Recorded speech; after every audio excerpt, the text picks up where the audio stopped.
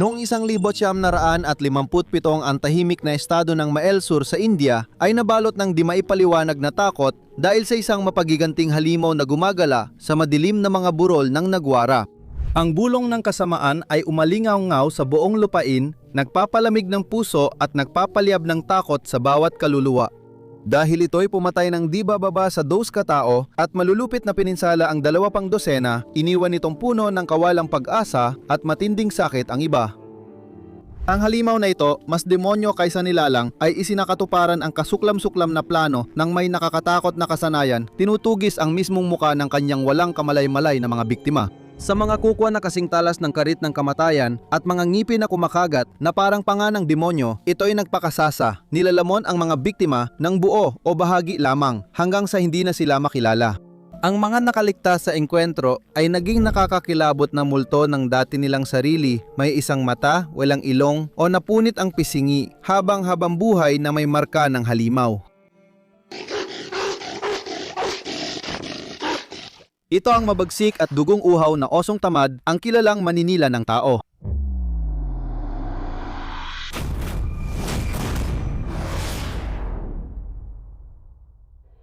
Ang Melursius ursinus o oso tamad ay isang kahangahangang, katamtamang laki ng oso na likas sa subkontinenteng Indian, partikular sa India, Katimugang Nepal at Sri Lanka. Ang hayop na ito ay naka-adapt at umunlad sa iba't ibang tirahan tulad ng basang at tuyong tropical na kagubatan, savanna, scrubland at damuhan.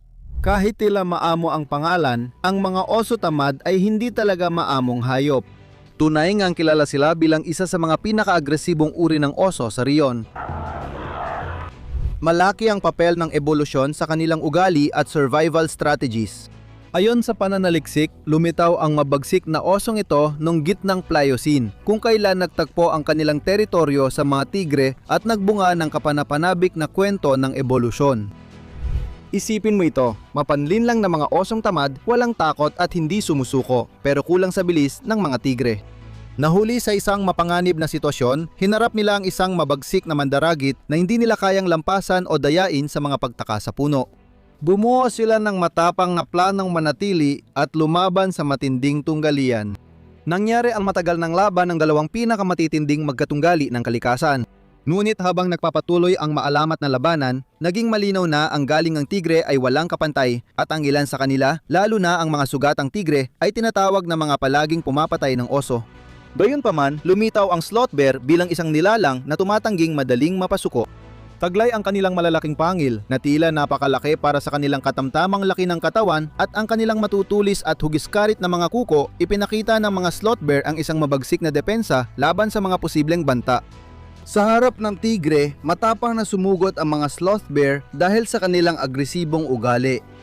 Kagiliw-giliw, ang isang batang tigre o kahit ang isang busog na tigre ay madalas na pinipiling umatras kapag hinarap ng isang matapang na sloth bear. Alam ng mga tigre ang lakas ng mga kuko ng oso na maaari magdulot ng matinding pinsala. Sa katunayan, karamihan sa mga tigre ay tumitigil na sa kanilang panganggaso kapag naramdaman ng sloth bear ang kanilang presensya bago sila umatake at matalinong iniiwasan ang panganib. Sa ganitong agresibong tagpo, ipinapahayag ng mga sloth bear ang sarili sa iba't ibang tunog at sigaw. Mula sa mababangis na alulong, matinis na huni at matitinding sigaw hanggang sa matapang na tahol at tunog na parang trumpeta, ipinaparamdam nila ang kanilang presensya. Masdan ang kahangahangang lakas ng isang inang sloth bear habang pinoprotektahan niya ang kanyang mga anak sa eksenang nakunan sa kamera. Nagsimula ang laban nang lumapit ang isang sloth bear kasama ang kanyang mga anak sa isang pinagbabahaging painuman kung saan umiinom na ang isang tigre. Nang makita ng tigre ang oso at mga anak nito, agad itong sumugod na tila isang batang tigre pa. Matapang ilabanan ng inang oso para protektahan ang mga anak niya. Matapos ang matinding laban, nagawa niyang mapalayas ang mandaragit.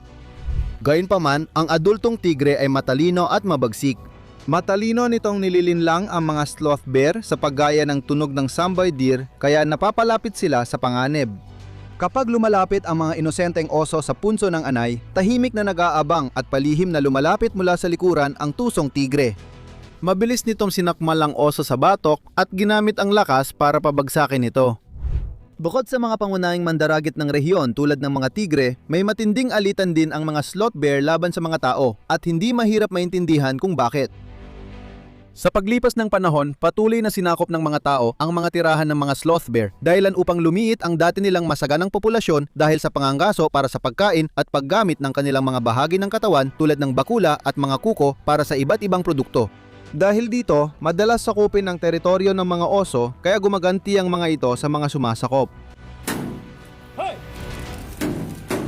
Dahil sa tuloy-tuloy na presyon ng tao, naging agresibo ang mga sloth bear at tinuturing na banta kahit ang karaniwang nagdaraan, kaya sumusugod sila kahit walang dahilan.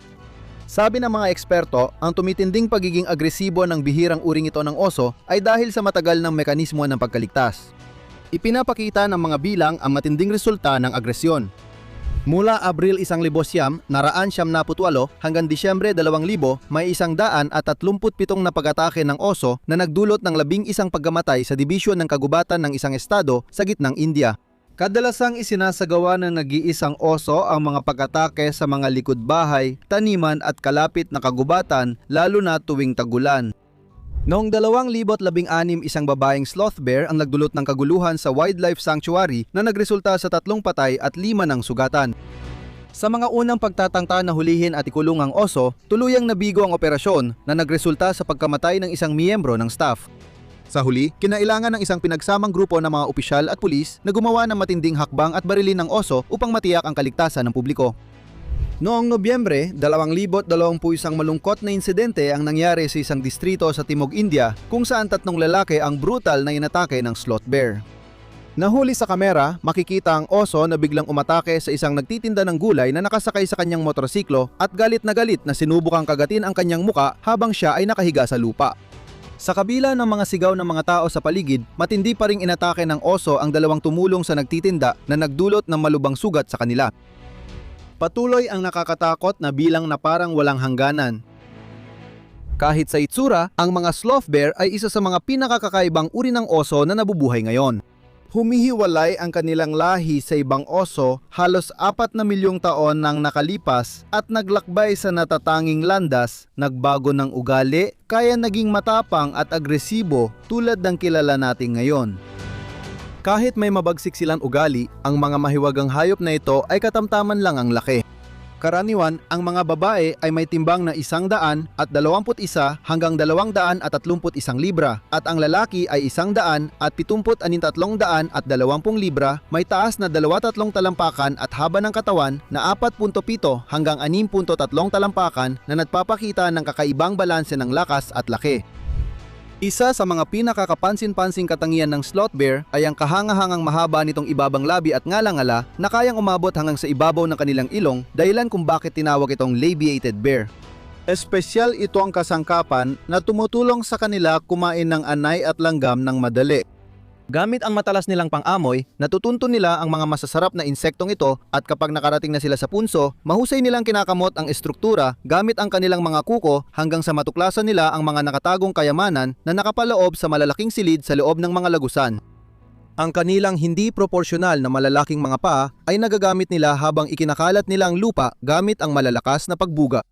Pagkatapos ilabas ang handaan, ginagamit nila ang nguso para sipsipin ang anay na gumagawa ng tunog na maririnig hanggang 200 yarda. Ang pambihirang pang-amoy ng sloth bear ay kamangha-mangha dahil kaya nitong maamoy ang mga uod na nakabaon ng 3 talampakan sa ilalim ng lupa. Ang pambihirang pang-amoy nito ay tumutulong sa paggalugad ng paligid at tinitiyak ang tuloy-tuloy na supply ng pagkain. Mahilig din ang mga oso sloth sa pulot bukod sa insekto. Kapag pinapakain ng anak, naghahain ang mga babaeng oso sloth ng bahagyang natunaw na langka, wood apple at pulot pukyutan, parang masarap na smoothie para kay nanay. Ang malapot na bagay na ito ay tumitigas, nagiging dilaw, bilog at parang tinapay na siyang pinapakain sa anak ng oso. Itinuturing ito ng mga lokal sa India na espesyal na pagkain.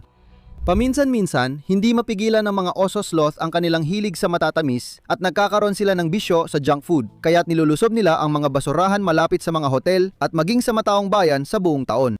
Bagamat nagkakaroon ng mababangis na agawan ng pagkain sa pagitan nila kapag may kasamang iba, ang mga matatandang oso ay minsan naglalakbay ng pares, mabagal at mainay ang lakad na may kasamang paggalaw ng mga braso na parang isang simponya ng takot. Bagamat mukhang medyo clumsy sila dahil sa galaw na ito, sa totoo lang, kayang tumakbo ng mga oso sloth ng hanggang 20 milya bawat oras. Mas mabilis ito kaysa sa tumatakbong tao, sigurado akong hindi ko na kailangang sabihin pa na nagpapatunay na mas mabilis sila kaysa sa inaakala mo. At pagdating naman sa pag-akyat, may pambihirang kakayahan din ang mga oso na ito kahit anong edad pa nila, kahit hindi sapat para matakasan ang mga tigre at leopardo pero sapat para malampasan ang karamihan sa mga mandaragit. Bukod pa rito, mahilig din ang mga sloth bear na maglibang sa mga aktibidad sa tubig tulad ng paglangoy at pagsisid sa tubig para sa kasiyahan. Ipinapakita nila ang kanilang pagiging dominante sa pamamagitan ng paggamit ng kanilang mga paa para kamutin ang mga puno at nasisiyahan sila sa pagdampi ng kanilang katawan dito. Pagdating sa usaping pag-ibig, may sarili silang schedule ang mga sloth bear. Sa India, ang kanilang panahon ng pagpaparami ay mula Abril, Mayo at Hunyo. Pagkatapos nito, matiyaga nilang hinihintay ang Disyembre at unang bahagi ng Enero para salubungin ang pagdating ng kanilang mga anak. Sa kabilang banda, ang panahon ng pagpaparami ng mga sloth bear sa Sri Lanka ay tumatagal sa buong taon. Ang mga buntis na ina na tinatawag na inahin ay dumadaan sa panahon ng pagbubuntis na 210 araw.